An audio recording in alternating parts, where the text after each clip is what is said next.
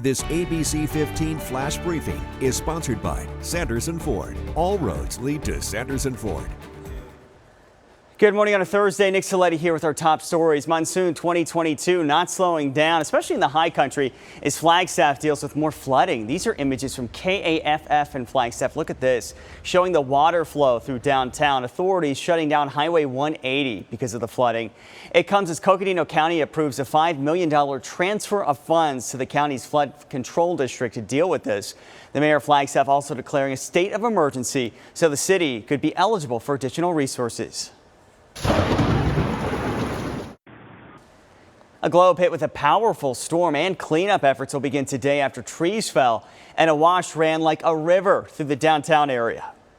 We did have some mild to moderate flooding in our roadways and downtown and our highways, but that was mainly to the off-road drainage systems. Just outside Globe near the San Carlos reservation line, folks seeing some of the same rain there and the wash raging as you saw in that video, and some people preventing them from leaving their homes. There you go. Under your armpits. And to show you just how powerful these storms can be, check out this water rescue in western Arizona. It happened Monday. Mojave County deputies saving a woman whose car was swept away in flash flooding. They found her clinging to a street sign. My goodness, a good reminder, turn around, don't drown. Bringing Hollywood to Arizona and thousands of jobs along with it. Two movie production companies announcing plans to build a studio here. Acacia Film Entertainment will break ground in Scottsdale next year, while Desert Studios complex will be in Buckeye. It comes as Arizona will offer up to $125 million in tax incentives to production companies that film in our state. Will prescription drug reform actually happen in Congress? All signs now pointing to yes. Here's Joe St. George. If there is one thing I've learned covering healthcare over the years, one pill is $1,400. It doesn't matter your age. Right now, the medication I have to pay for is $3,850 a month. Prescription drugs can be expensive. You don't look 71. I met John Warbacher. I am 20. And Jacqueline Garibay a few months back.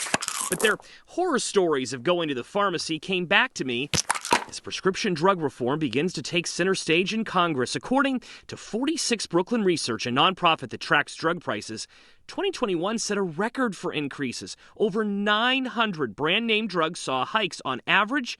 Those hikes were around 4.2%. But it appears Congress is on the verge of doing something about it. Over the course of the next couple weeks, Democrats in the House and the Senate are expected to pass legislation that would cap out-of-pocket costs for seniors on Medicare who have Part D at $2,000 annually. They would penalize drug companies who raise prices beyond inflation. And perhaps most importantly, allow Medicare to negotiate with drug companies for the very first time. However, like most things in Washington, there's a catch. The catch is that in 2023, 2024, and 2025, no drugs would benefit from price negotiation. Only in 2026 would those lower prices begin. It would be limited to just 10 drugs at first, although that number will increase each year after that. Another catch, the bill isn't expected to limit the cost of drugs when they first enter the market. So in theory, pharmaceutical companies could charge more initially, knowing that the price can't go up that much. As a reminder, this legislation is being met with criticism and skepticism by Republican leaders who are worried this will restrict research and the development of new drugs. No Senate Republicans are expected to vote for this, but they may not be needed.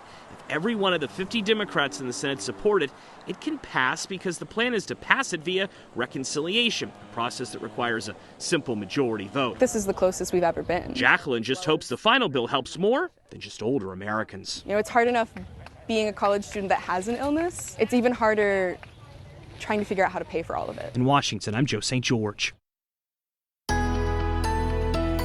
Our daily monsoon storm threat continues with storms possible in the valley through the morning and into this afternoon. And for the Mogollon Rim, another stormy day with storms getting going there by this afternoon. Flood watches are in place across Arizona, so make sure that you are staying weather aware as these storms could develop and produce very heavy rain, along with a lot of lightning too. We've seen that with a lot of these storms. You'll notice the best potential for storms today will be across that northern pocket of our state, anywhere from the Grand Canyon to Prescott to Flagstaff to Payson up to Window Rock and Show Low, but we could see some scattered scattered thunderstorms here in the valley, too. A high of 99 in Phoenix. Again, upper 90s today, 70s and 80s across northern Arizona with hundreds out to our west. And we're going to enjoy the upper 90s to near 100 degrees as we go through the weekend, too, with a 40% chance for storms through the weekend as well. You'll notice the triple digits are back early next week, a little bit better, low hundreds, with storm chances continuing, too, as storm chances continue each day across northern Arizona as well.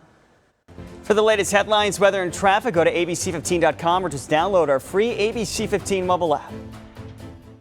This ABC15 Flash Briefing is sponsored by Sanderson Ford. All roads lead to Sanderson Ford.